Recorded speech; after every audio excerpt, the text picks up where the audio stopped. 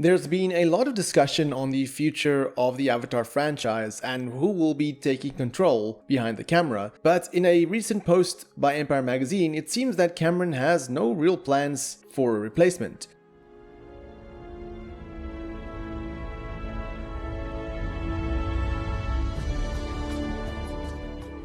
Avatar Theory here, hope you're doing well and having a fantastic day, and the news for Avatar just keeps coming. I mean, I just made a video on the reveal of Payluck, and as I post the video, Empire magazine drops another article on Avatar Fire and Ash, but this time more about the future of the franchise, meaning Avatar 4 and 5. Now, as I said, there's been a lot of talk about who will take over the franchise in the future, as I've even made a video not too long ago talking about the potential of handing over the keys of Avatar 4 and 5. But it seems like Cameron has no plans to do that and says there's no reason on doing so. The article posted by Ben Travis, which you can find a link to in the pinned comment below, goes as follows. For a long time now, James Cameron has been clear on the scale of his ambitions for the Avatar sequels. He didn't just imagine a singular follow-up to his 2009 sci-fi original, but envisioned a 5-film overall saga, an all-new epic tale on the scale of The Lord of the Rings, but without existing material to draw from. It is a huge undertaking, and while he spent the last 16 years planning the overarching narrative and bringing The Way of Water and Fire and Ash to life, it has led to some speculation online that he might be ready to hand off the 4th and 5th films to another director. But as he tells Empire in our world-exclusive Avatar Fire and Ash issue, he very much plans to still direct Avatar 4 and 5 himself. He states, quote, "I mean, there's no reason not to. I'm healthy, I'm good to go," end quote. Of course, there may be factors out of Cameron's control that could force his hand, given the intensity of making the Avatar movies. He states, quote, "I'm not going to rule it out. I mean, I've got to make it in a vigorous way to handle the kind of volume and energy of the work for another 6 or 7 years.